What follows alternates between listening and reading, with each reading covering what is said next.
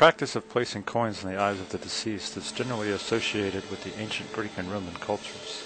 But did they really place them on the eyes? The Greeks would place a coin in the mouth of the deceased as payment to Chiron of the river Styx to ferry you to Hades, the underworld. Otherwise your soul would not be able to cross to the underworld and would wander the earth. The coin that was placed in the mouth of the dead was referred to as Chiron's obol. The tradition of placing an obol in the mouth of the dead may have had its roots in Greece, but there were many cultures across Europe that performed this custom and carried it nearly into the 20th century. Graves in Spain, Great Britain, France, and Germany have all been found to have coins placed in graves or in the mouths of the deceased. As time passed and the Catholic Church grew in power, the ideas of the pagan ways of the ancient Greeks and Romans were no longer accepted by the Church, and many of the traditions of the past changed.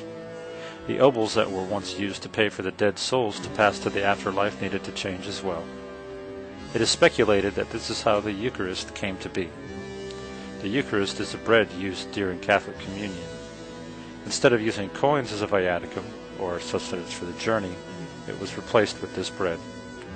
This blessed bread is supposed to contain the power to keep outside forces from interfering with the soul's journey to the afterlife.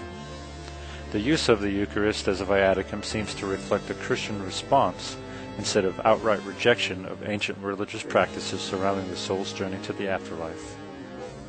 Sati was a Hindu funeral custom, not very rare and a serious criminal act in India, in which the dead man's widow would throw herself on her husband's funeral pyre in order to commit suicide.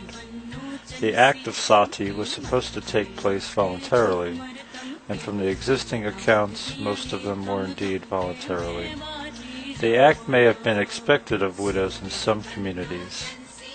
The extent to which any social pressures or expectations should be considered as compulsion has been the matter of much debate in modern times.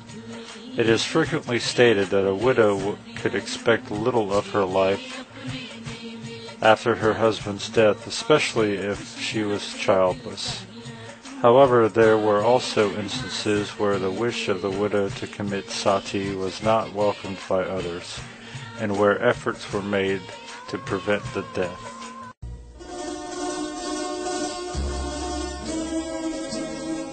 When a loved one dies, kissing and embracing the dead goodbye takes place during the period of lamentation. During this ritual, members of the immediate family are cautioned not to let their tears touch the corpse because it is believed that this will make it difficult for the deceased to continue his journey to the afterlife, and that the people who let their tears fall onto the deceased will soon follow the deceased to the grave. During the period that the body lies in state, the kin of the deceased must not take a bath. The house is not to be swept, or else other deaths in the family may follow. People do not bring food home from the house of the dead because it is believed that the dead touches all of it. When the corpse is ready for the burial, it all depends on the family. The coffin is carried out the main door with the feet first. It is believed that if the head was to go out first, it is believed that the spirit of the deceased will not leave the house. The widow, children, and the immediate family members are prohibited from carrying the coffin, or else they will become ill and die. After the burial, the immediate relatives would go to the beach or river and have the gogol, a ritual performed where an elderly group mixes the ashes of burnt hay, dead chicken, and xiaotong, a type of alcoholic drink.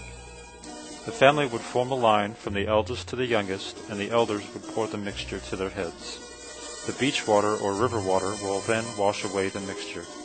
This ritual was performed to avoid catching an illness and to keep the evil spirits away. In Japan, death means funerals, and traditional Buddhist funerals have certain rites and rituals. The night before the funeral itself, the dead body is laid out with the head facing north. So at home, many people will not sleep this way, referred to as kita makura.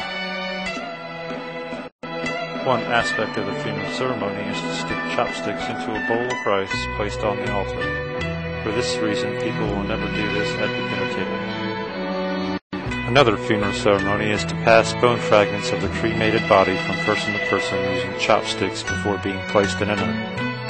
Again, for this reason, when people are eating, they never pass food from one pair of chopsticks to another. In South Korea, there is a belief that if you fall asleep in a room where there is a fan running and the windows are closed, that you will be killed by the fan. Apparently the idea is that the fan will induce hypothermia. When foreign teachers confront this belief in their students, they often find that the belief is shared by the parents and other Korean figures of authority. There have even been articles in the papers warning people of the danger and quoting high-ranking doctors. Since the earliest stages of Mexican culture, Mexicans have embraced death as part of life. The Mayans and Aztecs were both warriors who practiced in human sacrifice, which shows a casual acceptance of death. Combine this ancient belief with the Catholicism that missionaries brought to their country, and funeral attendees will see a relaxed, yet deeply religious regard for death. This acceptance of death has defined some modern Mexican rituals, such as the Day of the Dead, a celebration that honors those who are deceased. In celebration, many Mexicans decorate with skeletons that dance and play instruments. Although other cultures may regard this as irreverent, it is not meant to trivialize the loss of a loved one, but rather affirm the belief in an afterlife and ease grief.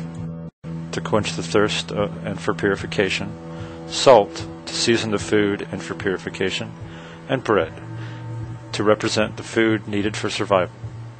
A wash basin, soap, towel, mirror, and comb are placed nearby so the spirit can clean up when they return. The handcrafted skeletons mentioned earlier, otherwise known as calaveras, are meant to be funny and friendly rather than frightening or spooky.